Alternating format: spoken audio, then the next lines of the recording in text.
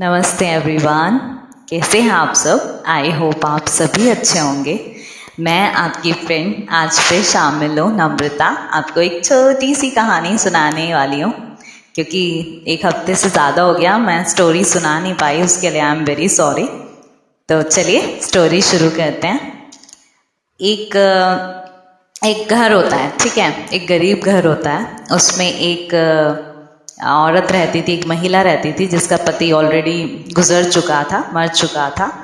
तो उसकी मृत्यु हो जाती है, ठीक है, उस लेडीज़ की मृत्यु हो जाती है। तो उसके 3 छोटी छोटी लड़कियां होती हैं और वो उसकी बॉडी को देखकर, अपनी माँ की बॉडी को देखकर बहुत चीखों से रो रही होती हैं। तो यमराज जी को तो ऑलरेडी सबका पता ही होता है कि अब इसकी मृत्यु होनी है, तो उन्होंने अपने दूतों को भेजा। तो वो इनमें से एक दूत, जो देवदूत कहलाते हैं, वो गए महिला की आत्मा को लेने के लिए।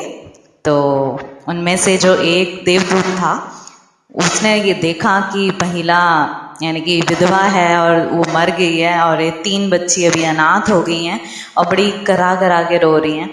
तो उसको बड़ा अजीब लगा कि नहीं नहीं, ये अन्याय होगा, इसको अभी नहीं मरना चाहिए। तो उसकी आत्मा खींचने जो गया होता है वो उसे छोड़ आता है, ऊपर आ जाता है। तो यमराज जी को सारी बात बताता है कि यमराज जी, ये तो अजीब होगा, मेरे से नहीं हुआ ये, मुझे लगा मैं ये पाप करूँगा अगर इसकी मैं आत्मा ले आए, क्योंकि उन बच्चियों को कौन पालेगा, ये तो बहुत गरीब औरत थी और इसका पति भी नहीं है।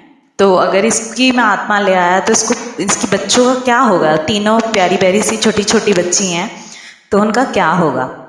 अब यमराज जी को बड़ा गुस्सा आता है। वो कहता है, अच्छा अब तू हमें काम सिखाएगा इसका। तो वो क्या कहता है, दूसरे देवदूत को भेज के उस औरत की आत्मा को ले आते हैं। वो औरत मर जाती है, ठीक है। तो लेकिन यमराज जी को गुस्सा आता है कि भाई तूने इतना बड़ा उल्लंघन किया है, जो हमारा नियम है, हमारा कायदा है, जो हमारा नियम है कि हमें आत्मा को सही समय पे लाना ही है जब उसकी मृत्यु का टाइम आ गया। तो तूने दंड अपराध किया है, तो जा, तुझे दंड देता हूँ कि तुझे नीचे जाके धरती पे रहना पड़ेगा। तो उसको दंड मिल जाता है देवदूत को, तो गिर जाता है नीचे धरती पे। धरती पे आता है तो फटे पुराने हाल में वो गिरता है, उसकी क्योंकि पनिशमेंट थी तो उसे अच्छी तरह से तो भेजा नहीं जाएगा। तो सर्दी के दिन थे, एक आदमी उसको देखता है कि अरे इतनी सर्दी हो रही है, और वो आदमी अपने घर से निकला होता है कि अपने बीवी और बच्चों के लिए, वो भी गरीब था, चमड़े का काम करता था, चमड़े का सामान वगैरह बनाता था, जूते चप्पल वगैरह ये सब। तो उसने देखा कि ये इसको ज़्यादा ज़रूरत है, मैं तो अपने बच्चों के लिए और बीवी के लिए फिर कभी ऊनी कपड़े खरीद लूँगा, गर्म कपड़े, लेकिन अभी इसको ज़्यादा ज़रूरत है। तो एक काम करता है, वो उसको कुछ कपड़े दिला देता है, और जो भी उसके पैसे थे, जो उसे अपने घर का सामान खरीदना था, उसने वो सारा पैसा उस देवदूत के कपड़े वगैरह पे लगा देता है और कहता है कि चलो तुम भूखे भी लग रहे हो, तुम मेरे घर पे ही रहो, ठीक है, क्योंकि हम भी गरीब हैं, तुम भी अनाथ ही हो, तुम्हें कौन रखेगा, तो चलो इतनी सर्दी में मरो मत यहाँ पे, तो हमारे साथ चलो। तो वो उसको घर ले आता है। अब घर ले आता है तो जो उसकी बीवी को बताता है, अपनी बीवी को सारा हाल कि ऐसे ऐसे मैं लेने तो कपड़े गया था, लेकिन ये बेचारा मिल गया, तो मैंने सारा पैसा इसके कपड़ों पे लगा दिया, देवदूत के।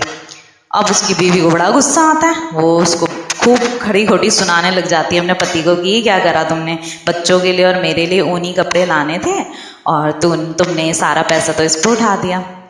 तो एक चीज़ देवदूत को याद आती है कि यमराज जी ने कहा था कि क्या कहते हैं, जब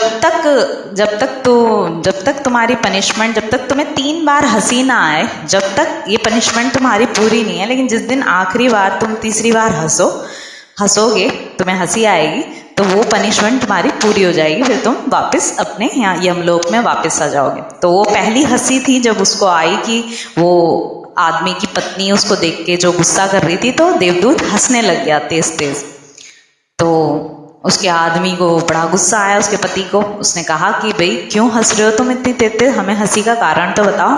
तो देवदूत कहता है, नहीं अभी नहीं बताऊंगा, जब कभी मौका आएगा, 3 बार मुझे हंसी आएगी, मैं जब बताऊंगा, अभी पहली बार आई है। तो ठीक है, वो कह देता है ठीक है। वो उसी के घर में, उस चमड़े वाले के घर में रहने लग जाता है उसी के साथ मिलके। अब वो देवदूत था तो ऑब्वियस सी बात है उसके घर में तो खुशियां आनी थी, क्योंकि ईश्वर का एक रूप अगर किसी के घर में जाएगा तो उसका घर तो अन्न धन से भरना ही था। तो देवदूत क्या करता था, उसके साथ मिलके चमड़े का काम करने लग गया। अब जब चमड़े की चप्पलें देवदूत बना रहा है तो बिल्कुल परफेक्ट बनेंगी, सुंदर बनेंगी। तो वो इतना प्रसिद्ध हो गया वो जो चमड़े वाला था कि दूर दूर से लोग उसके वहाँ चप्पलें बनवाने और ये जूते बनवाने आने लग गए। और वो उसके बाद अन्न धन से, संपत्ति से भर गया। तो फिर क्या हुआ, एक बार एक राजा के सैनिक आते हैं। राजा के सैनिक आके कहते हैं कि राजा के लिए एक सुंदर सी चमड़े के जूते बना दो और हम कुछ दिनों में आके ले जाएंगे। वो कहता है ठीक है। अब वो चमड़े वाला कहता है देवदूत से, तू बना दे भाई इसके लिए चमड़े के जूते। और राजा है, ध्यान रखियो थोड़ा, राजा के जूते हैं, सुंदर बनने चाहिए। तो देवदूत को तो पता ही था कि राजा की मृत्यु होने वाली है, तो वो क्या करता है कि वो चप्पल बना देता है। तो जब सैनिक आते हैं राजा के तो वो बोलते हैं, उसको उससे पहले वो कुछ पूछते। तो जो चमड़े वाला था उसने देखा कि अरे इसने तो चप्पल बना दी। और वहाँ उस राज्य में ये चीज़ मशहूर थी, ये एक प्रचलन था कि चप्पल जब भी पहनाई जाती हैं किसी इंसान को जब वो मर जाता है, जब वो मरने वाला जो मरघट होता है उसको ले जाने के लिए चप्पलें पहनाई जाती थी, वरना चप्पल वहाँ कोई नहीं पहनता था, सब जूते ही पहनते थे। अब देवदूत ने तो चप्पल बनाई दी थी क्योंकि उसे पता है राजा की मृत्यु होने वाली है। तो चमड़े वाला बहुत गुस्सा करता है, तू मरवाएगा, तू ये करवाएगा, हमारा सब राजा के सैनिक आके हमारा सर्वनाश कर देंगे।